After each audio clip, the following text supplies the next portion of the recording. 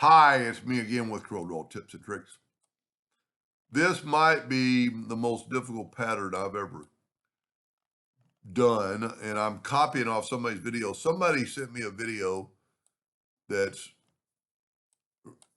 kind of hard to follow, and uh, it's in not English, and they want to draw this because they think it's pretty neat.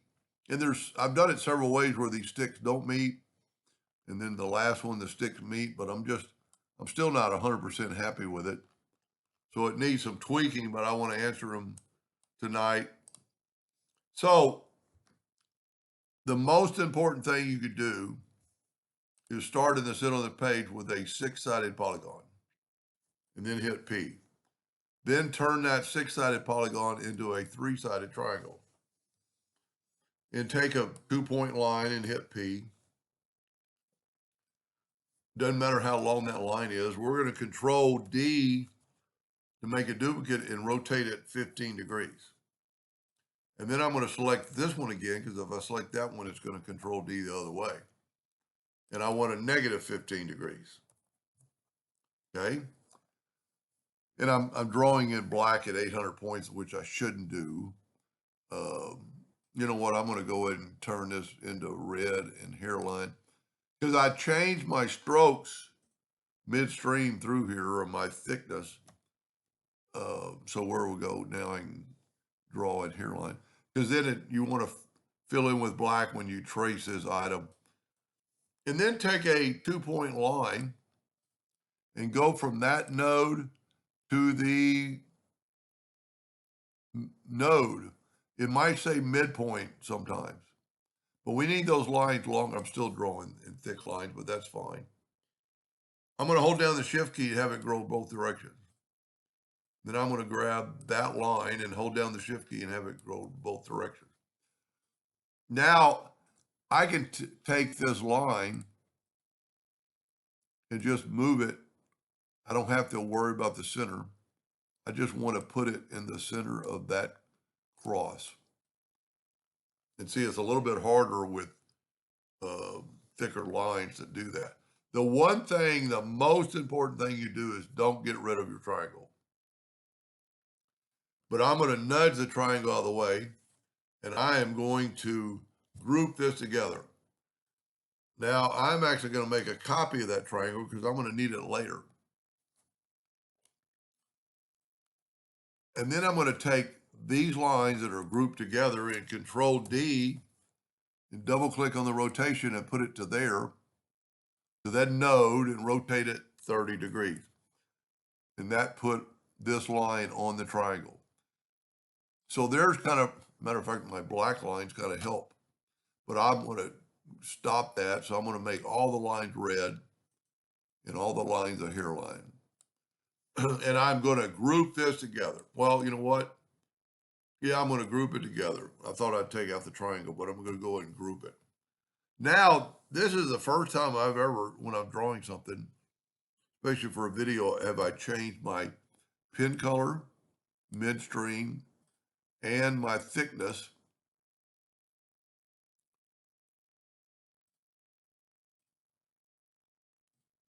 And my thickness to like 10 points. Because, okay, I had that selected. That's a no-no. So you want to have it nothing selected when you do this. And then go, well, see, I had it on 8 points. So let's go like 10 points. And if you got this far, you're almost done. And I'm actually going to bring this in because I played with this for a pretty long time. You want to take your pen tool and see, it'd almost be better if the triangle was another color. I'm going to take the pen tool, and where this triangle is, I'm going to go from there to there. Then I'm going to go from here to here. Just make sure you get on the center of the nodes. Then I'm going to take my pen tool and go down to here and go down to here. Now I need a line going across, and I need it all the way to here. So actually this line needs to go further. It doesn't matter that I'm drawing two lines because we're going to weld them together, I do want it to at least meet up. And then I just need a line. Oh, you know what? That line doesn't go there. That's why I didn't do it. So this line goes from here, and I'm going to go ahead and take it pretty far. And then this line, you could stop it right there. I'm going to go one more time. Now, if you remember, I grouped this together so I can nudge out of the way. And I'm going to weld that, and I'm actually going to make it thicker line. And I'm going to look at my corners. See, my corners are messed up. So here's a good way to get rid of the corners. I'm going to go to hairline. I'm going to break the curve apart. I'm going to grab it all, then grab it with the shape tool, select all the nodes, go to Windows, Dockers, and join curves, and just hit apply. Now, when I turn these lines into that point and go ahead and weld them, my lines are squared off now. Now, do you remember I said keep that triangle? Because that's going to be the key. And move all this stuff out of the way. So this is a neat, I still need to do some tweaking. But I'm going to grab that and Control D and then mirror it. Okay? Now it'd be nice if let me move my triangle away for just one more second. And let me see if I can't close these. Yeah, I did. And I'm going to go ahead and, I can't really weld it. And this is the time you could go, you know what, I'm not going to do that. I was going to turn them into you know what, it would be beneficial to turn them into an outline and then left click, right click. That line's a little bit thick, but it's fine. Now, here's why I needed the triangle, because I need to rotate from this part.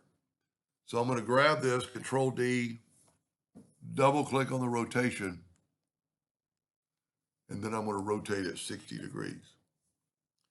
And see, I have lines over crossing. That's really, we're done with the hardest part. I'm going to go ahead and weld this together and see if it did a good job. Yep, we're good. I don't like the too thick a line.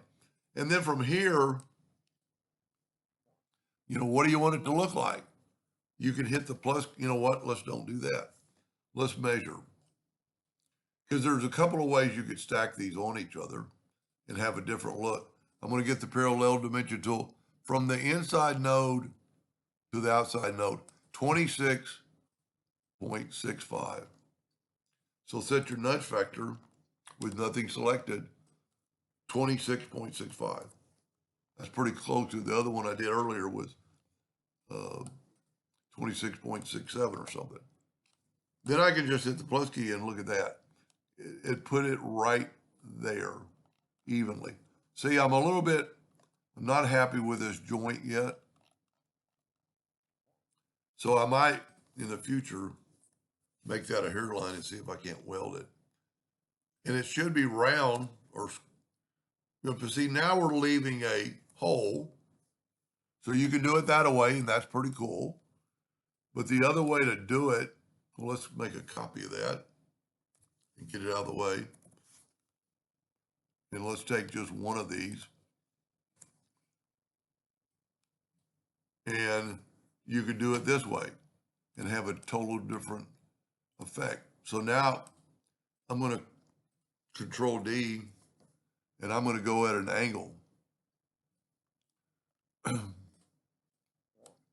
And that looks pretty good. But see, my sticks aren't long enough. But do they need to meet? Who says? And if you hit it right the first time, you can Control D again. Let's see if we can't hit it right this time. And then I can Control D, many times you want it to. Now I would group this together, Control G, Control D to duplicate it, and then you could move this one straight down to there. So you have a different pattern where this one kind of has almost a round shape in the middle where this one isn't. And this is working pretty good. I don't need that. I'm going to try to get these out of here because then I'm going to Control D again. And this you could do with math, most definitely. See, I'm a little bit off. I need to go right there. See, and I'm still not even there. But the bad thing, I don't think I grouped that together. Yeah, I did. So let's go right here. And you know what? Let's do it with math. So I'm going to take away that duplicate, that copy, and I'm going to use the parallel dimension tool from the inside of that node to the outside. So now I'm at 5368. Change your nudge factor with nothing selected, 53.68. And look at that. And then you could just keep going. Well, I'm